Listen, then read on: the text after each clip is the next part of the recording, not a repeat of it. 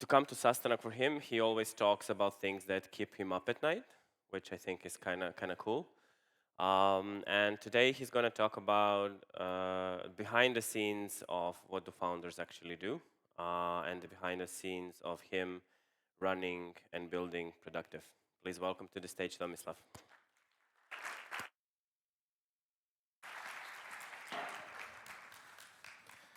Hey there, everybody. Thanks, Igor, and thanks for the hat last night. So yeah, today I'm going to talk about what I do all day and like at least why I think it works. So I think this might be useful if you either like are a CEO founder, or you work in a company and you work with a CEO founder, or you want to be a CEO founder one day, or today. So who am I? My name is Tomis Lazar. I've been a tech entrepreneur for 20 years this year. And I'm the CEO founder of Productive. So Productive is basically a B2B SaaS software, and we do two things in general. We help companies be more profitable and be more organized through a various set of tools that we offer on the platform. So kind of the three main things we do: we help people plan their team, what their team is doing, plan the day-to-day work, and plan the money and the financial aspect of it all. So we work a lot with our customers are a lot agencies, consultancies, services businesses, those types of companies. And this is kind of my second gig. I founded a successful company before, grew that to about 300 people. And when I talk about product, sometimes I say like I'm like you know how a band always does, like the first album is successful, so now the second one also has to be. So this is kind of like my second album. Last year at Sastanak, I talked about product strategy.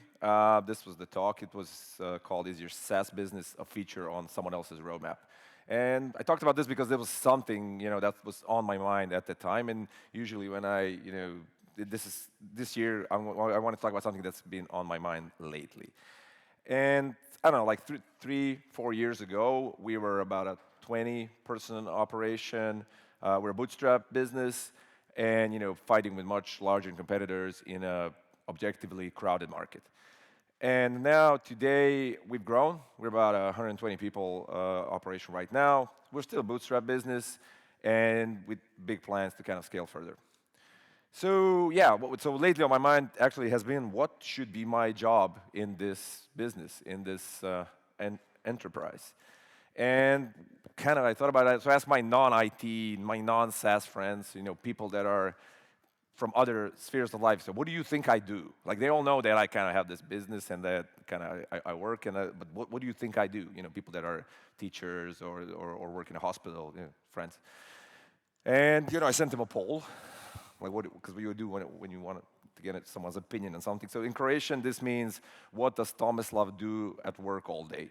So I sent to this poll, and I got answers. So this is how they imagine my work life. I go to meetings. I invent new programs and apps. I make deals, because it's very important to make deals in business. And I tell other people what to do. And apparently I buy parts for my motorcycle. This is what I do all day. But what do I think is the job of a CEO, at least? And I've had the same opinion for like 20 years now. And I think, the job of a CEO basically is to make the company win. If you kind of condense everything into one sentence, this is what I would say that's your job. And sure, that's a great slogan for a T-shirt, but tactically, like day to day, how do you do that? What do you do? What's the actual process behind it? And you have this saying, that for a man with a hammer, everything looks like a nail, right? I like that saying always, and it's very also approachable for like CEOs, because I have a feeling that CEOs always approach challenges through the lens of their primary expertise. So if you're like a product person, then you're going to try to solve all problems with product. If you're like more like a sales marketing person, you're going to try to approach it from a different angle. So yeah, if you have product development, you're going to prioritize launching features. And think about your companies today, and if you're a CEO or you kind of have CEOs in your companies, what's their kind of hammer? So I thought about what is my hammer and what do I think that I'm like good at, or at least better at than other things. And like I said earlier, I used to run a different company. I used to run a tech consultancy business. I don't do that anymore. But it was interesting because in that period of time, we were like a services business. We were providing services for other companies, and we built a bunch of like internal tools. And every problem I had in that business, I tried to approach it with like building stuff. We built a bunch of different products, tooling, whatever it was. So I just realized, through that process that at the end of the day, I'm kind of more of like a product guy by nature, and I should just lean into it and use my strengths to kind of further the company in that respect. And when you do this type of work and the company grows, you kind of have to have two mindsets constantly active. So you have to look at stuff from like a 10,000 feet perspective, really high up, strategic, what's going to happen in 5 years, business-wise, product-wise, market-wise, all of this stuff. And then you have to have like the 10 feet perspective, like all of the details, like why is the specific feature, specific product, specific marketing campaign, that type of stuff. So you kind of have to, you're constantly like really, really high up, and then you're like really, really in the weeds. And that's kind of like a skill that you have to develop if you want to do this. And yeah, I mean, I always remember there's a story of this. It's a company from Zagreb, and I knew the CEO. In the group, there were like 50 people shop, but the CEO, the guy was still, crimping cables. You know what crimping cable, like network cables in the. So he was still doing that at a size of like a 50. I understand you do that when it's like 3 people, but like it's 50 people and you're crimping cables. It sounds stupid, right? So he never wanted to be that guy. It sounded totally off, crazy and ridiculous, and we always make jokes about it, right? But on the other hand, so basically the attitude I kind of got from all that was, yeah, sure, if we grow the business, I just need to remove myself from that 10 feet perspective and just go all in to the 10,000 feet, to the astronaut perspective, right? And, that makes sense, but it always felt a little bit off. It felt like, but if I remove myself completely from the fundamental parts of the business, which is product and which is customers, it always seems a little bit strange to me.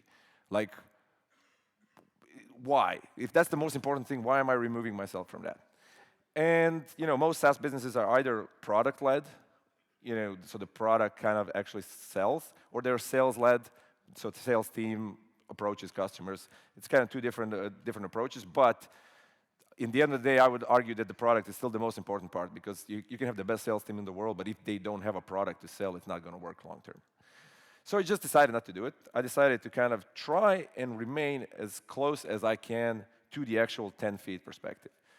And I mean, one of the reasons is I always love this. It's a company that does car restorations from California. It's called Singer.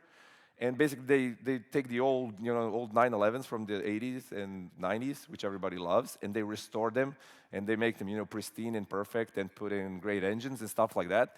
And their founder, this is a picture from the workshop. Their founder, took a spray can and just sprayed on the wall, "Everything is important." And I always remember this phrase, "Everything is important," because I mean, when you look at these cars, look, this is how they look. So this is a car from the 80s, complete, like every detail is perfect. This is the luggage part. This is where you put your bags, like in the front of the car. Like every rivet, every seam on this stuff is, made. This is the engine. Like nobody is going to ever see the engine. Look at this thing. So my point is that when you're doing stuff, I feel that everything is important. I try to instill that with people. And it's not just, the product, the output, but it's also like how you do your day-to-day stuff, how you manage meetings. How does your calendar look like? Do you have like a million meetings? Do you have an agenda for a meeting? Like all of this stuff. How you write a post? Is it like this big with no spaces in between? Like all of this stuff I think is very, very important, and I try to push the details on people. My point is just to be like very intentional about stuff you do, not accidental. So if something happens, why are we doing this like in that way? Let's change it if it doesn't make sense. Just because, attention to details, I think they're important. They manifest into everything you do, and it kind of, you can see it later in the actual products, right? And I mean, what I think is important, I think at the end of the day, I think you try as a founder to keep the standards high, to keep as the company grows as they were maybe when you started off. And I think the best chance for a company to succeed is for more people in the company to actually care about stuff, care about the product, care about the mission, whatever it is. But at the end of the day, I think the founders, they probably care the most, right? And I think one of the reasons is because at the end of the day, the identity of the founders is kind of commingled with the company. So I don't know, example, Steve Jobs, he wasn't just some guy at Apple, like he was Apple, and his identity was tied a lot with Apple, and so of course he cared about it because it was part of him in a sense. So I think a company should use that. I think a company should use the ego of the founder for the success of the company. I think that's a good trick, actually. And I remember talking to this one founder. He's been doing it for like I think 20 years, and talking to him, and he says that he got lost in his own company, the company that he founded. And it's actually easier to happen, I think, than the people realize, right? Um, the reason I think it happens mostly is for a company to grow, you need to hire more people. Um, just because if you want to build more stuff, you need a bigger team. But at the end of the day, you don't want to micromanage that team. Micromanaging is not a good practice, and it hurts. I think the main problem is that it harms trust in the company because it feels like you don't trust anybody, and then people are not going to be empowered to actually do their best work. And most companies are organized as pyramids, so not this type of pyramid, but more like this type of pyramid, so like a hierarchical structure. And most companies, you've had like examples where people try to do like a flat hierarchy, and you try to keep it as flat as you can for as long as you can, but at the end of the day, you always end up with something like this. I've never seen a good example doesn't look like this. And what happens basically is that over time, all of these levels of hierarchy separate the founder or the CEO or whatever, or the leadership team, whoever's at the top of the pyramid, from the actual work, from the actual team doing the work. And what I've seen happen in that regard is, so this happens, the company grows, you get a bunch of these levels, and then you kind of start feeling a little bit awkward. I've had these situations in the past where, there's a team doing the job, it's not my job anymore, so what do I do in this situation? Do I comment on something that they are doing? Is it my job? I don't know. For example, we have a button in the product, so if it's the wrong size, it sounds weird, right? Because I'm supposed to be operating at a 10,000 feet level, so do I go in and comment on some stuff that's a 10 feet level problem? You get this weird situation and weird psychology around it. And the other thing is, information flow becomes harder. There's this game, I think we call it broken telephone in Croatia, where kids play, where everybody says something to the other person, and then to the other person. At the end of the whole flow, people get the completely wrong message. And this also happens in this type of situation. The information, it gets distilled through multiple levels of hierarchy and just gets changed. I mean, this is good for rakia, but it's not good for information or in the company. So this behavior is also so pervasive, so common, that people are weirded out when it's different, when a company operates in a different way. And we see this. We hire a lot of people from other companies, both, I don't know, younger, older companies, traditional companies, banks, stuff like that. And could you imagine in like a huge bank where, let's say, you're a developer working in a bank on their mobile banking product?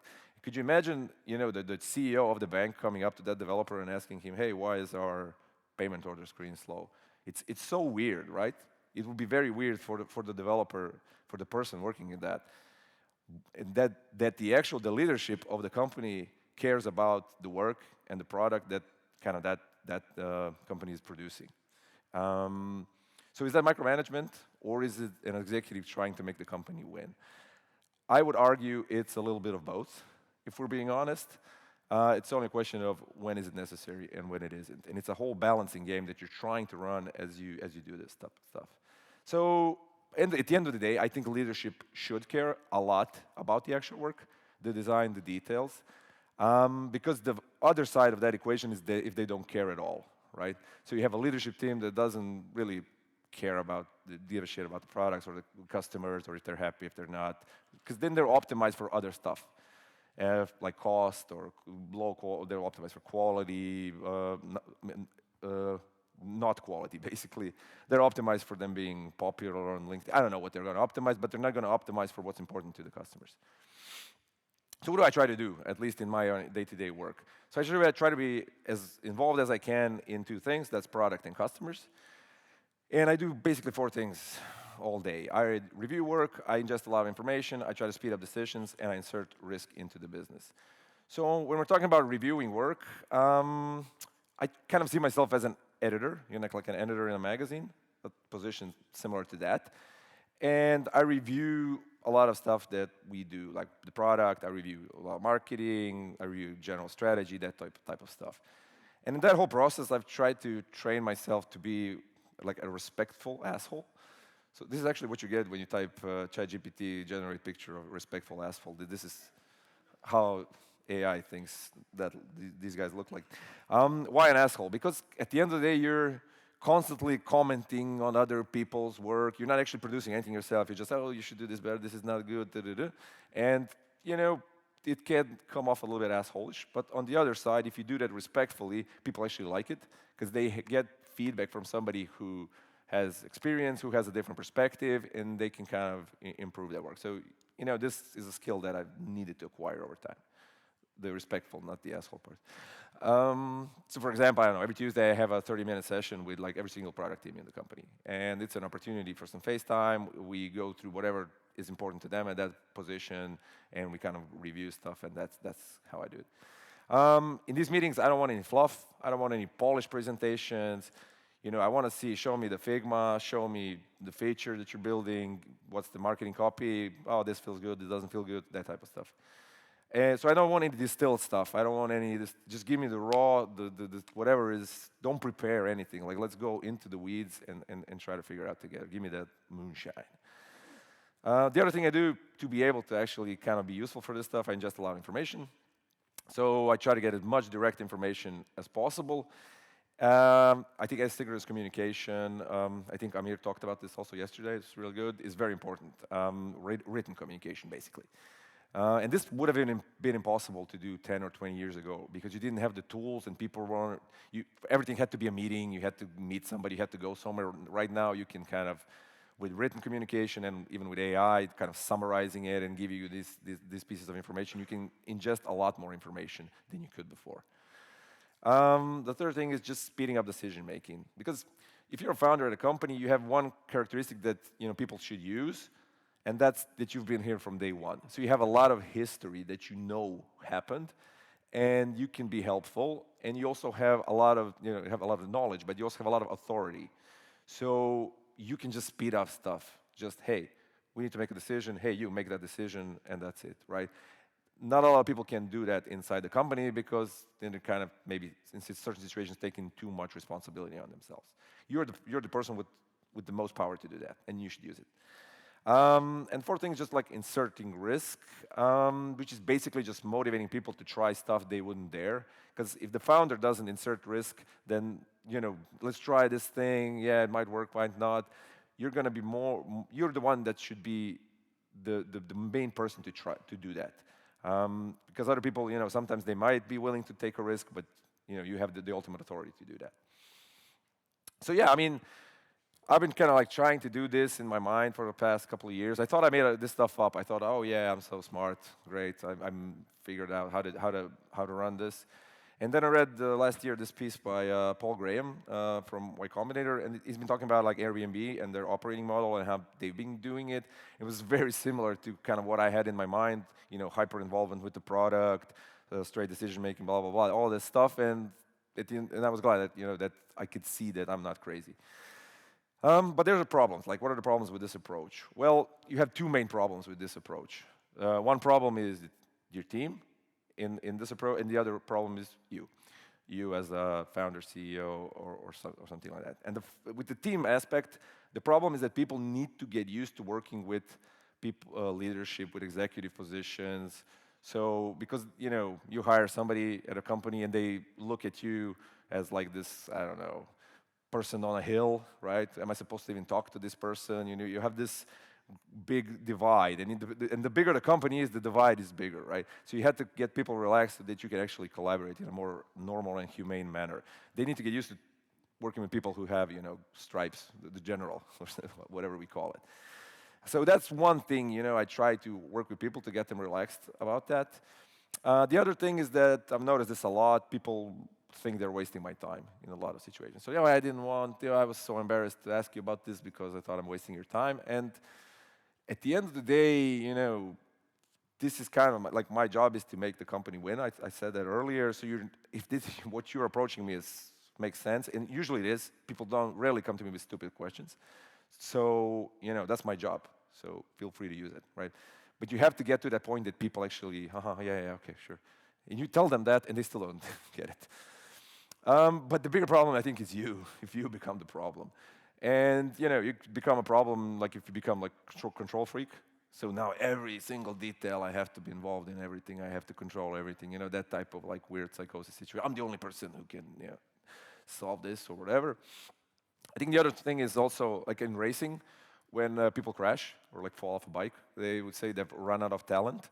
I always like that phrase, and I think this is a problem also with you. If you run out of talent as a CEO, which would mean you're not useful anymore, you don't know anything that kind of the organization needs, and at that point you should just back off and let people do their work. Or you have the other thing, which is like HIPPO. Does anybody know what HIPPO is in terms of decision making? Yeah, it's a couple people there. So HIPPO is highest paid person's opinion, right? So when you make decisions based on who is the highest paid person in the room, and this is also another kind of symptomatic situation that can happen where, yeah, nobody wants to make a decision, or everybody leans to the decision of the highest paid person, as opposed to kind of, countering it or having a productive discussion about it. All of this kind of rolls up into one thing, like developers call this bus factor, and this is the risk of the company takes if you get hit by a bus. So you have to be aware of that and not try to make yourself a bus factor of 1. So how to get better at this? All this is not easy to do, to be honest. It's kind of, you need to figure out a way how to do it. Usually when I talk to people, they're like, they talk about the time aspect of it. So you don't have enough time, where do you find the time? And this is a typical conversation. I don't think time is the biggest problem. You have time, right? You can find time. There's always time for stuff, especially in today's world where everything is digital and remote, and you don't have to be at a specific place to do something. So managing time is not such a big problem in my mind. Managing focus is, and I'll talk about that. But with the time aspect, also one thing that's good, and I think that helped me a lot, was bootstrapping. So, and I'll explain why. So I saw this chart. This was a guy, Sam something, I forgot. He was a CEO founder, and he tracked all of his time for 5 years in his company. And you can see all the various categories that he spent. Well, you could if this slide was bigger, but still. So the yellow stuff on the chart is actually time spent on investor relations and networking, which is basically something you don't need to do at all if you're a bootstrap company. So this helped us a lot. We didn't have to do any of this yellow stuff, and just kind of could, oh, great, thanks, man. And could have just used more time on all the other stuff, hiring, operations, product, whatever, right? And you can even see in the beginning, see how like the first couple of months, like investor relations, networking, it sucks up a lot of time for the founders. Yeah. But yeah, I talked about like the time management is not the biggest problem, but focus management, that's so much worse. Like just keeping focus on the problem, because it's constantly flipping, and now it's this thing and that thing, and just retaining focus has been, I think, the harder part of that, because you're ingesting a ton of information constantly, and that's something is going into your brain all the time. And I don't know, like in my personal life, sometimes I feel so overwhelmed with some of the work stuff that I don't want to make any decisions in my personal life. Like I don't want to decide what to eat for dinner. Just I'll eat anything. I don't care. So you get this kind of like a little bit overwhelming sensation from all this. And then you need, does anybody know what this is? What? Engine valve, yeah, exactly. So in Croatia, we would say that this is exhaust valve, to be specific. So we have this like ispušni ventil, exhaust valve. So you need exhaust valves in your life. You need things that kind of like release all of this like focus and stuff. You don't want to, because otherwise you're going to burn out, right? And we had a bunch of these examples, but I think you understand where I'm going with this. So you need some type of activity that kind of exhausts, whatever it is, travel, sport, kids, something. You can't make this your whole life, otherwise it's not gonna be sustainable in the long run, right? That being said, there's a party tonight, so if you want. When I made this slide, I didn't know there was a party yesterday, so yeah, please don't go to the party today. Yeah, at the end of the day, I think just wrapping up, I think a lot of the times as like a CEO founder, you have a feeling of some things, and you should just follow that feeling, do what feels right to you. Just trust your gut, basically, and mostly you'll be right. You won't be always right. I think mostly you will be right. So just try to follow that and don't overthink it. And that's basically me. Thanks.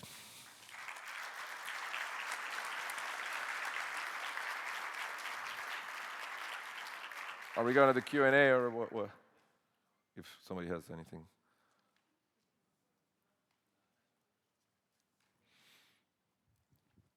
Hi, Tomislav. Thanks. Great presentation.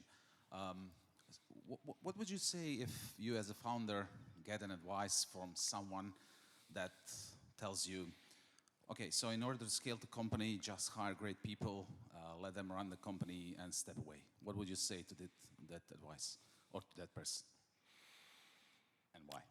Yeah, I mean, that's actually a good question because those are the two kind of sides of this story.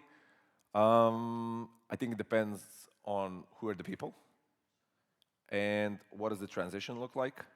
So don't just, if you want to do it, obviously you want to do it, but like there's a way how to transition, I guess that. Figure out the strengths, weaknesses. So I don't think there's like a yes or no answer to it. I think it can work. I think founders are sometimes too obsessed with their ego, so they think, oh yeah, I'm the only person that can actually do this. You need to try to be objective about it. Am I the only person who can do this? Maybe these people actually do it better than me. So you have situations that kind of are like that, situations that aren't like that. I think it's more around figuring out who you are and what you're good at, and then starting from that position. Yeah. So it's important, as you say, to find balance. Yeah, find balance, but also be realistic about yourself, which is kind of the harder thing. So I'm good at this, I'm not good at this, that type of situation. Thank you. That was super helpful. Thank you. Point two of the four things you do, you said ingest information. What kind of information are you focused on? Two types, like internal information from the company, what are we doing, what's happening, stuff like that, and then external information from the market, from what are competitors doing, what's happening generally. So those are the two main things.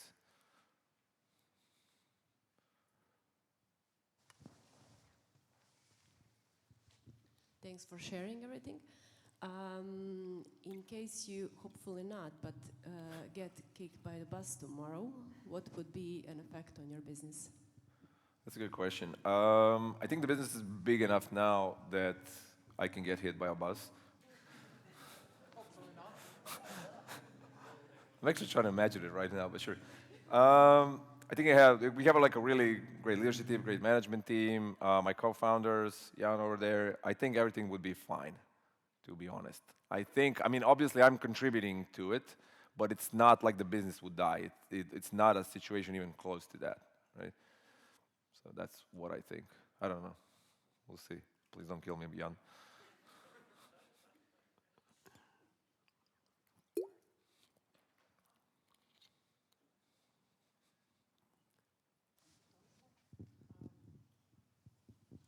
What are the most important business metrics you track to ensure that your SaaS business is on track? Okay, recurring revenue is the most important metric we track. Everybody looks at that number basically daily.